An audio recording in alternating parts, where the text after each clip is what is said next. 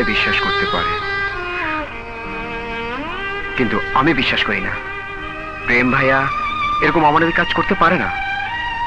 তুমি ঠিকই বলেছ রাজু, কিন্তু প্রমাণ না হওয়াতে কি অমানসিক নির্যাতন করা হয়েছে ভাইয়ের উপর, তা আমি কোনোদিন ভুলবো না, কোনোদিন না। শান্ত হও মিনা। যদি ভাইয়া নির্দোষ হয়ে থাকে তাহলে একদিন না একদিন প্রমাণ হবে। রাজু, আসল অপরাধীকে ধরা পড়তেই হবে। তোমার কথাই যেন সত্যি হয় রাজু, তা না হলে আমাদের সংসারে যে অশান্তি নেমে এসেছে তার কোনোদিন দূর হবে না।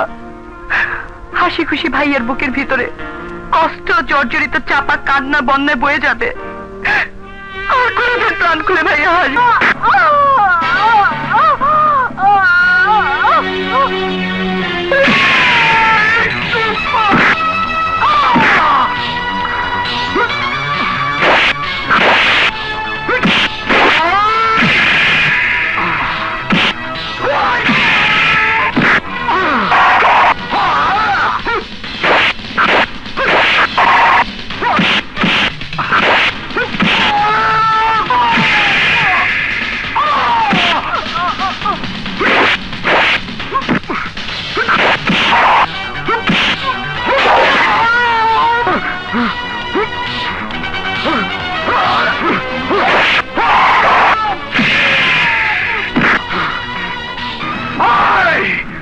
আরেকদিন তার দেখ কেন মুখা মাখা চাকু মেরে দেবো।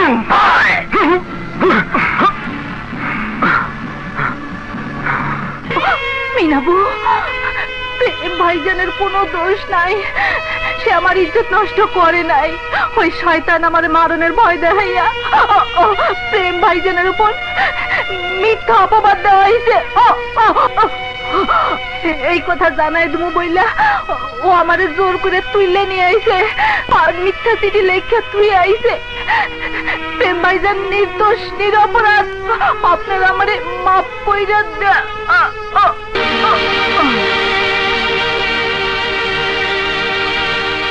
তোমার ভুলের জন্য আমাদের সব প্ল্যান ভেস্তে গেল। খুনি যখন করেছো আগে বাকি করলে না কেন?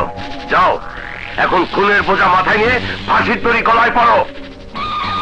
কথা আমারও কইতে হয়, মাফ করে দিয়েন। খুন করছি আমি, করাইছেন আপনারা। খুনের আসামি হইয়া ফাঁসির দড়িতে ঝুলুম, বালা কথা তো। আচ্ছা ঠিক আছে, শোনো, এই মুহূর্তে তোমার গা ঢাকা দেওয়াটাই বড় কাজ, তা না হলে আমাদের সবাইকে বিপদে পড়তে হবে। তাই তোমাকে কিছুদিন গা ঢাকা দিয়ে থাকতে হবে, আর আমি এর মধ্যে ওসি সাহেবের সঙ্গে কথা বলে তোমাকে ঝামেলা মুক্ত করব। তারপর যে জ্বলন্ত আগুন তপ করে নেমে গেল তা আবার জ্বালিয়ে দেব, দাউ দাউ করে জ্বলে উঠবে, সব জ্বালিয়ে পুড়ে ছারখার করে দেব। এই হাত আমি আমার নিপাত ছেলের গায়ে তুলেছি, এই হাত আমি রাখবো না। না ভাইয়া, মা, মা কোনো পাপী সন্তানকে জন্ম দাওনি, তোমার গর্ভে আমার জন্ম সার্থক মা। হ্যাঁ মা, মা।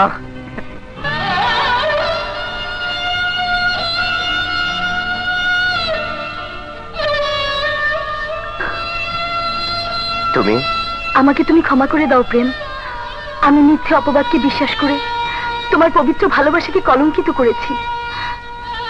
আমাকে তুমি শাস্তি দাও, যত খুশি শাস্তি দাও। তোমার শাস্তি আমি জানি প্রিয়া, সে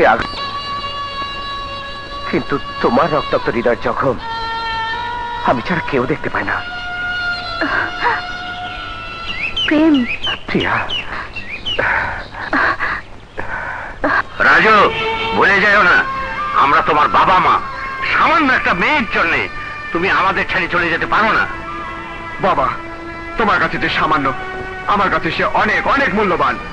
আমি জানি তোমাদের পায়ের নিচে আমার বেহেশত, সেই বেহেশত থেকে তোমরা আমাকে বঞ্চিত করেছো বলি আমি চলে যেতে বাধ্য হচ্ছি।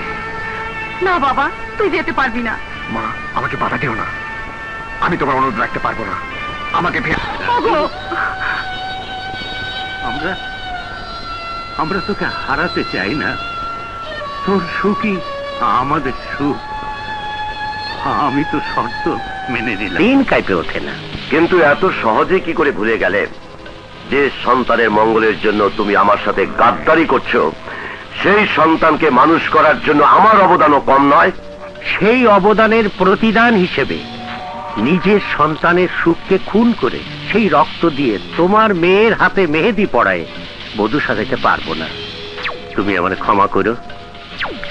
আর এই না হচ্ছে তোমার সুদ সহ লোনের টাকার অঙ্ক সবটাই আছে।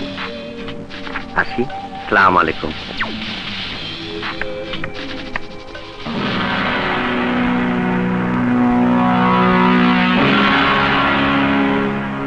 আমার সাথে ওয়াদা বরখেলাপের পরিণাম কি তা আমি তোমাকে বুঝিয়ে দেব। এই গাদ্দারির ক্ষমা আমি কোনোদিনই করব না। আর যাদের সাথে সম্পর্ক গড়তে গিয়ে আমার সাথে সম্পর্ক ছিন্ন করছো তাদেরকে আমি নিঃস্ব করে দেব। চৌধুরী সাহেব, সেদিনের ব্যবহারের জন্য আমি খুবই লজ্জিত। না না বেআইন সাহেবা, লজ্জিত আমি। তাই সেই লজ্জা নিবারণের জন্য আপনার মেয়েরে পুত্রবধূ করে ঘরে নেওয়ার জন্য আইছি। সবই আপনাদের মর্জি আর উপরওয়ালার ইচ্ছা। তা ঠিক, তবে শুভ কাজ সম্পন্ন করার আগে আমার ছোট্ট একটা আর্জি আছে। বলুন। বহু টাকা পয়সা খরচ করে ছেলেরে শহরে রেখে সুশিক্ষিত করে গড়ে তুলছি। তাছাড়া ছেলের মনের ইচ্ছে পূরণ করতে যাই দীর্ঘদিনের বন্ধুত্ব ছিন্ন করে আমার দেওয়ানের সাথে ব্যবসা বাণিজ্য বন্ধ করতে হয়েছে। এতে আমার যে লক্ষ লক্ষ টাকার ক্ষতি হয়েছে তা তো পূরণ করতে পারবেন না। তবে সমাজের কাছে মাথা উঁচু করে রাখার জন্য একটা ব্যবস্থা করতে হবে। না মানে পাড়া প্রতিবেশী, ছেলের আত্মীয় স্বজনের কাছে আপনাদের সুনাম সম্মানের জন্য 5 লাখ হলে চলবে। কিন্তু কোনো কিন্তু নেই মা, ওনাদের কথা আমি রাখবো। আলহামদুলিল্লাহ। তাহলে আগামী মাসে প্রথম শুক্রবারে কাজটা শেষ করে ফেলা যাক ইনশাল্লাহ। এবার আসি বেআইন সাহেবা। আসি বাবা, আসসালামু আলাইকুম। ওয়ালাইকুম সালাম। এসো।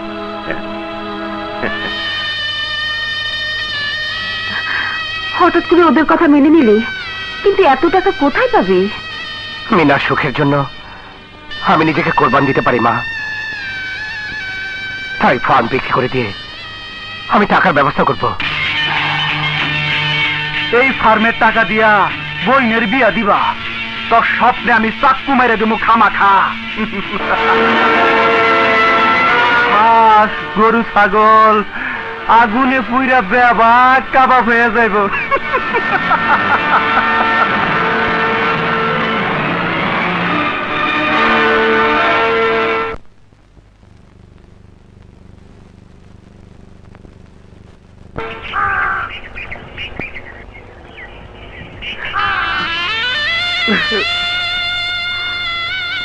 শান্ত হও প্রেম, শান্ত হও।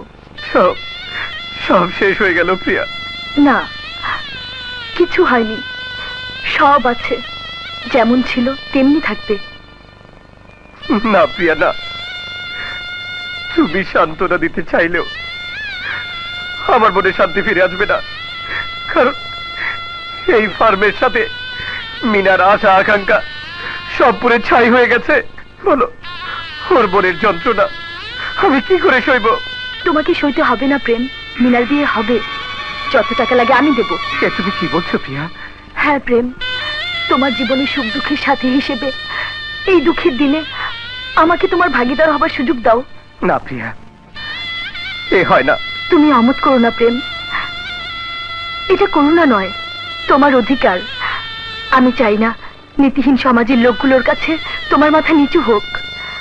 মিনার জীবনে অশান্তির ঝড় বয়ে যাক। অন্তত মিনার মুখের দিকে তাকিয়ে আমাকে এই উপকারটুকু করার সুযোগ দাও। দোহাই লাগে, না বলো না।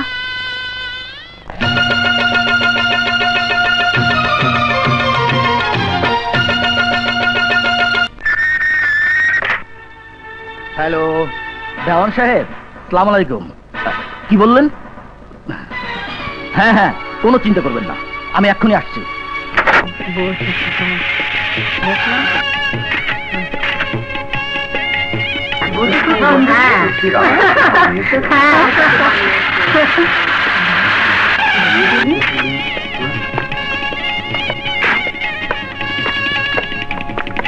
আপনারা? হ্যাঁ আমরা।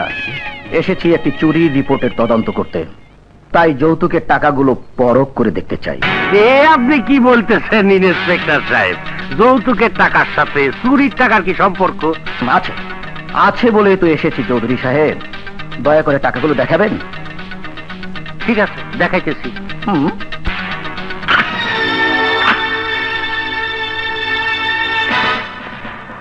কি ব্যাপার আপনারা? তুমি কে? আমার নাম প্রেম। ও, তুই তাহলে সেই? মানে? এই এলাকায় এমন কোন চোর বদমাশ গুন্ডা মাস্তান নেই যে আমার ডান্ডার বাড়ি খেয়ে ঠান্ডা না হয়েছে। তুই কি করে বেঁচে গেলি? কি বলতে চান আপনি? আমার সম্বন্ধে তোর জানা নেই। আমার নাম শুনলে ক্রিমিনালরা কাম ছেড়ে ফেলে, ওদের কাপড় চোপড় নষ্ট হয়ে যায়।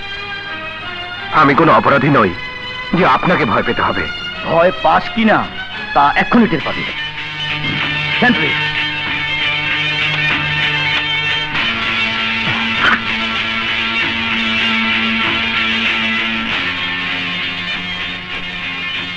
চুরির রিপোর্টে স্পষ্ট অক্ষরে লেখা আছে, প্রেম রাতের অন্ধকারে গোপনে প্রিয়ার সাথে দেওয়ান মঞ্জিলে দেখা করতে গিয়ে দেওয়ান সাহেবের সিন্দুক থেকে এই টাকাগুলো চুরি করেছে।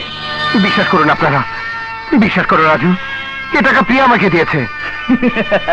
শুনলেন শুনলেন আপনারা? প্রিয়া নাকি 5 লক্ষ টাকা ওর মতো পাঁচানি দামের ছেলেকে লোন দিয়েছে। ইন্সপেক্টর! একজন কর্তব্যরত পুলিশ অফিসারকে ধমক দেওয়ার পরিণাম কি তা তোকে বুঝিয়ে দেবো। এই নিয়ে চলে কে?